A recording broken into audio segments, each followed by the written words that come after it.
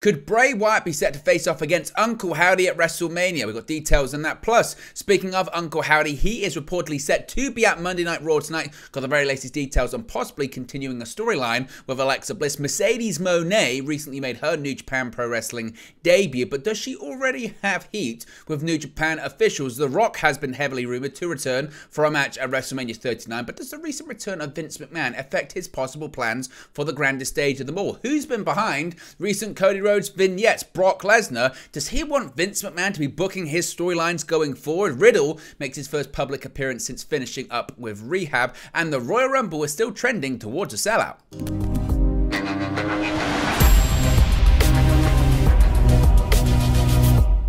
Hey guys, welcome back to Wrestling News 365. Hope everyone is doing very well. As always, there are plenty of news stories to get into in the world of World Wrestling Entertainment. So let's start off talking about Bray Wyatt, Uncle Howdy, the Wyatt Six, Alexa Bliss. Where is this all heading? That's been a big question, hasn't it? Ever since Bray Wyatt returned, ever since we've seen the mysterious vignettes, the QR codes, Uncle Howdy, the Wyatt Six, Alexa Bliss, people have been saying, well, where is this going? LA Knight, of course, Bray Wyatt's going to be facing off against LA Knight at the Royal Rumble in that pitch black match. But again, where is this all going? What's the end game here? What's the end game in all of this? Well, by all accounts, some speculation suggests that the Uncle Howdy storyline may conclude at none other than WrestleMania later on this year.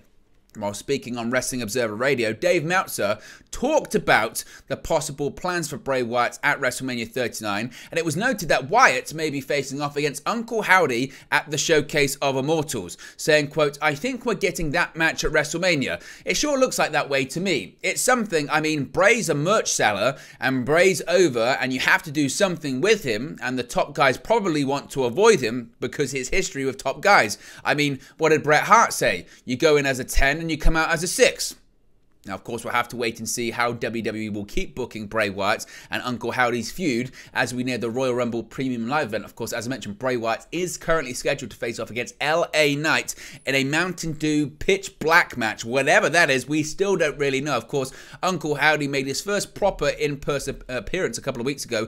We had seen him backstage in vignettes, then he appeared on the stage whilst Bray Wyatt was in the ring, confirming, I guess, that Bray Wyatt and Uncle Howdy weren't the same person. They weren't indeed one. The following week, Bray Wyatt was then joined by Uncle Howdy in the ring alongside LA Knight, and Uncle Howdy actually attacked Bray Wyatt, hitting him with his sister Abigail. Last week on Raw, we saw Uncle Howdy interrupt Alexa Bliss after Bliss snapped several weeks prior to that, attacking Bianca Belair, and seemingly goes into a trance and is possessed by the Bray Wyatt Moth logo every time she sees it. Are we heading towards some kind of reuniting of Bray Wyatt and Alexa Bliss, or are we seeing a situation where Uncle Howdy and Bray Wyatt, they're going to feud leading into WrestleMania, and actually in Uncle Howdy's corner is going to be Alexa Bliss? Then finally at WrestleMania, we see the reunification of the Fiend, Bray Wyatt and Alexa Bliss, tying up that loose end from 2 years prior at WrestleMania 37 when Alexa Bliss turned her back on the Fiend, and of course that was the last time we saw the Fiend on WWE television. But last Friday on SmackDown,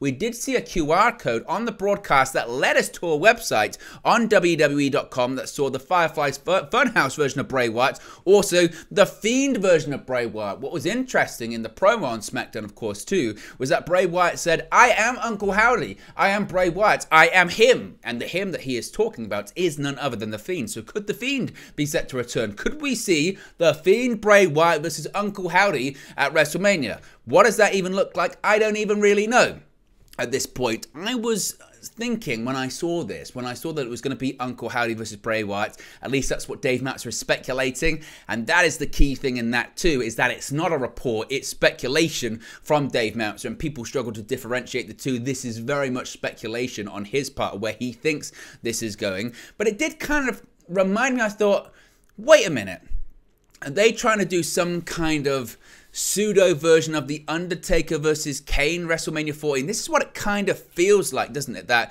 you've got the Fiend and Uncle Howdy, and under the Fiend mask is Bray Wyatt, and under the Uncle Howdy mask is Bo Dallas, and it's later revealed that it's Bo Dallas under there, and it's real life brother versus brother. Is that where they're going? I think it might be, you know.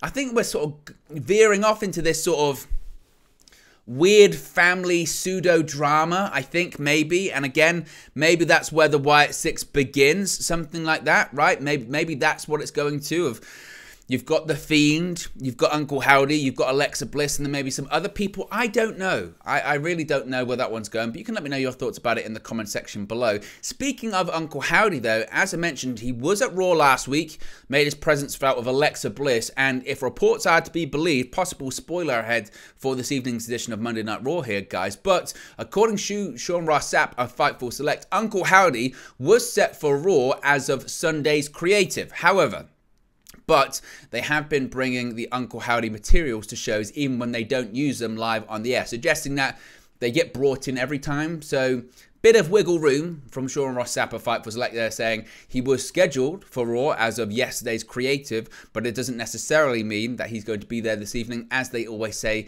plans can change, pal, especially with that pal being back involved, not in creative as far as we know yet, but the plan was, as of yesterday, was for Uncle Howdy to be at the show and be featured on the show. You would suspect it's going to be with Alexa Bliss. My feeling is that you're going to see Bray Wyatt and LA Knight and Uncle Howdy on SmackDown doing their thing until the Rumble.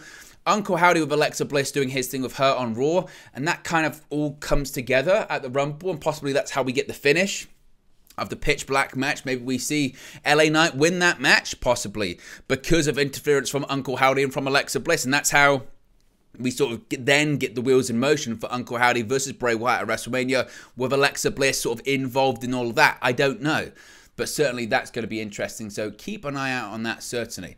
Let's talk about the former Sasha Banks, now known as Mercedes Mone in New Japan Pro Wrestling. She might already have heat. Not a great start for Mercedes Mone. An update has emerged on Mercedes Mone's relationship with New Japan Pro Wrestling ahead of her upcoming IWGP Women's Championship match. The former Sasha Banks will challenge Kairi for her gold at the February 18 Battle in the Valley event. The match was announced after Mercedes confronted Kairi at Wrestle Kingdom 17 on January 4th. Banks has been active on social media since then, sharing photos from training sessions with other Japanese wrestling stars. Per Dave Meltzer in the Wrestling Observer newsletter, there are some who don't want Banks posting photos with stars from other companies, believing that she's promoting rival companies more than her own. Meltzer writes, quote, "There were people talking because of the belief Mone has been promoting Sendai Girls and Tokyo Joshi Pro more than Stardom and the IWGP Women's title. She posted photos from the Sendai Girls dojo saying she wanted to wrestle women that work for that promotion and Tokyo Joshi Pro. The feeling is that now she's with Bushiroad, she should be only promoting Bushiroad companies in Japan. When she was in Japan, she didn't go to any Stardom events nor go to the dojo. I don't know that anyone expected her to, but talking about rival companies and going to the Sendai Girls dojo, it's the company owned by Maiko Satomura, and it's just Japanese business. It's very likely nobody has ever explained that mentality to her. In fact, I doubt they will, because the big numbers for the Tokyo Dome show, while largely attributed to Kenny Omega versus Will Ospreay, she likely helped as well, even though not advertised ahead of time as the word was out. Tickets for Battle in the Valley notably sold out when Mercedes Mone versus Kairi was the only match announced for the card. More matches have since been confirmed for the US show, set to emanate from the San Jose Civic Center. So possibly a bit of heat. Some people saying don't do that. Maybe it's Japanese protocol. Maybe it isn't. Either way, look, she's making a lot of Monet. And I think at the same time, they're very happy that she sold out that event at Battle of the Valley. So it's really not a big deal. Now, one thing certainly is interesting. And she didn't, obviously, arrive in AEW last week, and that's still a point of contention for some AEW fans. AEW, of course, seemingly teased the debut of Mercedes Mone weeks ahead of time, ahead of the recent episode of Dynamite last week. Unfortunately for fans, the star wasn't featured on the show, and according to a recent report, her unpopularity might be the reason why she didn't sign with the promotion or even return to WWE. Mercedes made her New Japan Pro Wrestling debut at the recent Wrestle Kingdom pay-per-view, where she attacked former WWE superstar Kairi. Soon after, fans began to speculate that the former SmackDown Women's Champion would be heading to AEW next to team up with Saraya. According to Wade Keller on the latest PW Torch VIP podcast, Mercedes Mone might not have, quote, CM Punk level unpopularity in WWE, but the star has critics that she has allegedly, quote, earned. Keller also noted that he wasn't surprised when Mercedes didn't return to WWE or debut last week on AEW Dynamite. After the star failed to debut in All Elite Wrestling this past week, many fans took to social media to slam the promotion as they felt Tony Khan didn't deliver on what they thought was a promise, despite the fact that it was never promised, although it was heavily teased. Now, as I mentioned, She does have that heat in New Japan Pro Wrestling right now. I say heat. I use the term loosely.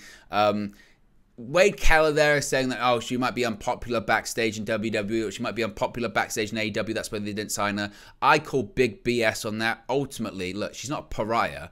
The level of CM Punk. She doesn't have that level of heat or that level of history with WWE or AEW, and they know her ability to draw money. They know her ability to move the needle in terms of a social media metric.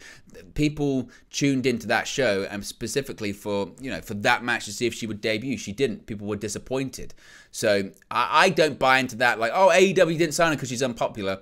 Bullshit. That is not true. That is not. If AEW could have the opportunity to sign Mercedes Moné, they would do it in a heartbeat. WWE, exactly the same. If they had the opportunity to re-sign Mercedes Moné, Sasha Banks, they absolutely would do it. I mean, it's kind of laughable as a report, really. Now, when it comes to Mercedes Moné actually being busy, she's filed another trademark recently. When she made her debut inside the Tokyo Dome, Moné introduced herself as the CEO, and it appears she'll now make sure that nickname legally belongs to her moving forward. According to the USPTO, Moné has applied for the wordmark the CEO, the term which was requested under Solnado Inc. on January 11th, 2023, with the gimmick attorney Michael E. Dawkins listed as the attorney of record, is a clear play on the boss nickname the five-time Raw Women's Champion used during her tenure in WWE. Prior to her New Japan appearance, Moné applied for several character-related trademarks under her Solnado Inc. company, which left many fans wondering what was coming next after her exit from WWE. But now, seemingly, she now has the CEO as well. So she's going to be definitely using that a lot more going forward. The Rock at WrestleMania. This has been speculated for so long, going back to even last year's WrestleMania, before last year's WrestleMania. And an update has emerged on whether Vince McMahon returning to WWE could affect plans for The Rock to make his own comeback at WrestleMania this year. For what seems like an eternity, the idea has been The Rock versus Roman Reigns at WrestleMania Goes Hollywood this coming April. But of course, everything is dependent on whether the Great One can fit the event into his busy schedule. However, more recently, there's been even more question marks as to whether The Rock would want his name to be associated with the current happenings and controversies going on with WWE. Dave Meltzer addressed this on Wrestling Observer Radio, saying that McMahon's return will have, quote, no impact whatsoever on The Rock's decision to come back. The one thing Meltzer said might change The Rock's mind would be if WWE was sold to Saudi Arabia, but that's unlikely to happen until after WrestleMania anyway. Meltzer explained, quote, the basic thing is that Dwayne Johnson is going to do what he has the time to do. If he has the time, the Vince stuff is going to have no impact whatsoever. He's going to do it if he feels he can do it well, and he has time to train for it, which he may not because of the XFL. The Vince thing will have no impact. A sale to Saudi Arabia is a different story, but that's most likely not going to happen before WrestleMania anyway, most likely. Vince coming back, is it going to affect John Cena? Is it going to affect The Rock? No, they're going to do whatever they were going to do before. They expect John Cena at WrestleMania, and as far as The Rock goes, it just depends on his schedule. I would say we're within 2 weeks of a yes or a no on that one, because they've got to have their answer by the Royal Rumble, because they've got to know what to do at the Rumble.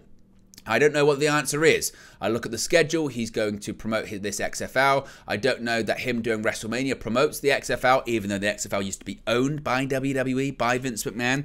But if he's got the time to get in shape for the match and train for the match, he'll do it. And if he doesn't, I don't believe he'll go there and be out of condition and have a bad match.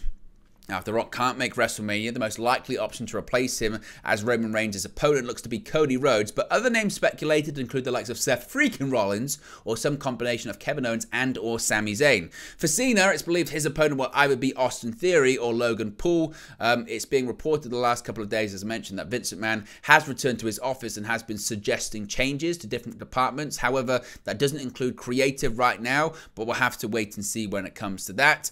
As far as will Vince McMahon's return affect The Rock's WrestleMania plans, I agree with Meltzer to an extent that as of right now, the answer would be no. That doesn't really affect The Rock's WrestleMania plans. The Rock's going to do what The Rock wants to do. However, if there does start to be increased scrutiny or new allegations or more defiance from Vince McMahon, i.e. more allegations come out and he still says, I don't care, it's my company, or we just see craziness from him, which anything is possible at this point, then maybe that will scare off The Rock.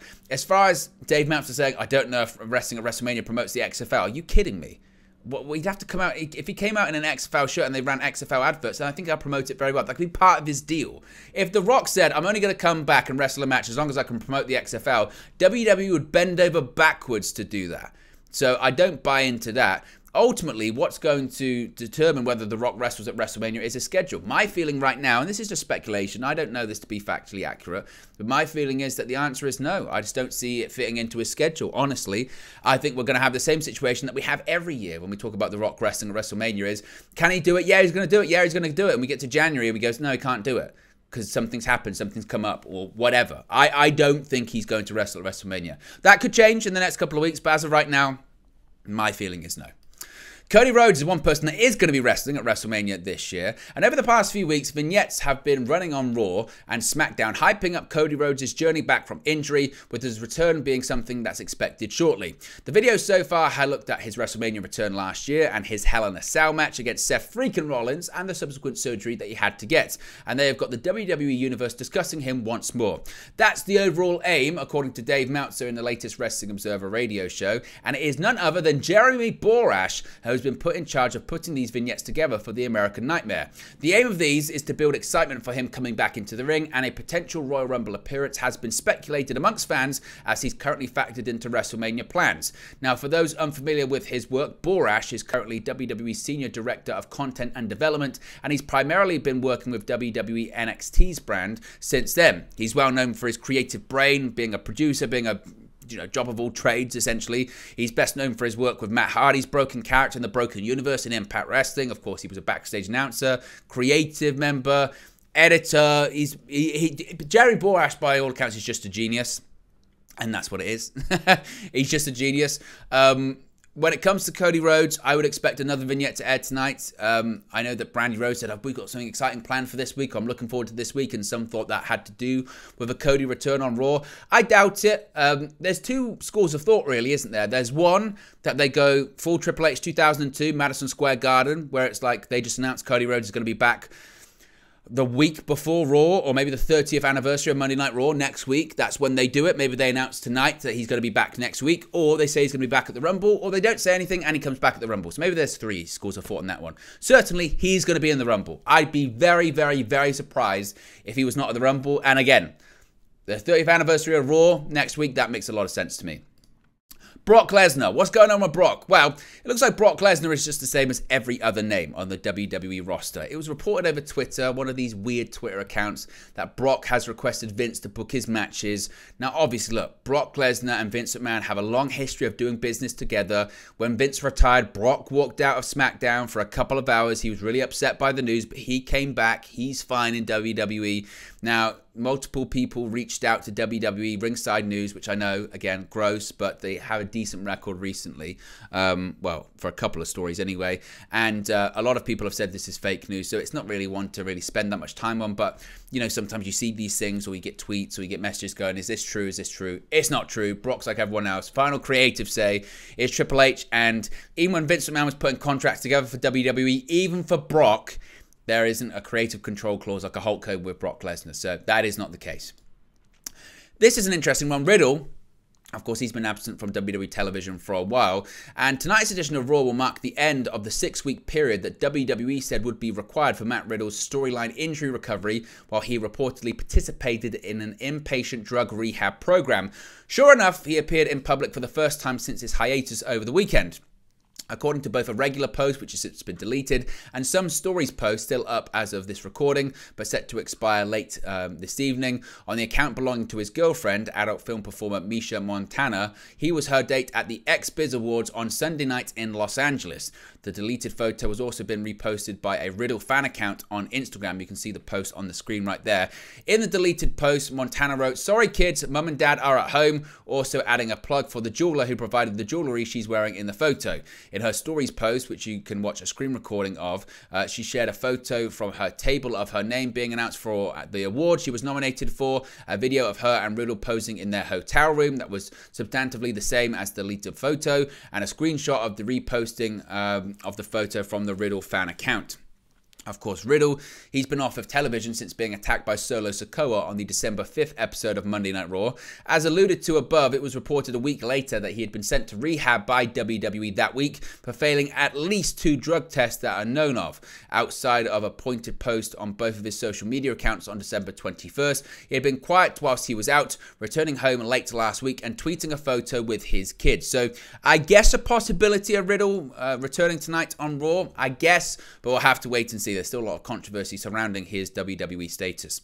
Finally, the Royal Rumble is in a few weeks' time, and the upcoming Royal Rumble event will mark the first annual pay-per-view or premium live event under the leadership of Triple H, the first Rumble event rather, who recently assumed the position of head of WWE Creative. For how long, we don't know. This has generated a significant amount of anticipation among fans who are eagerly looking forward to the event. According to a report by WrestleTix, the Royal Rumble Premium Live event has sold 34,934 tickets out of a total 36,746 tickets. The Premium Live event still has over 1,800 left to sell, and it's likely to be sold out though soon enough. WWE has already confirmed quite a few names who will be participating in both the men's and women's Royal Rumble matches. Needless to say, fans are very excited for the event, so the event is certainly trending towards a sellout, and I would expect it to sell out. The Royal Rumble usually does, so certainly it's going to be a big event. But there you go, guys. That's the latest WWE news for you. Be sure to smash a like on the like button. Be sure to subscribe, bottom right-hand corner. Let me know your thoughts on today's WWE news stories in the comment section below, and I'll speak to you again very, very soon.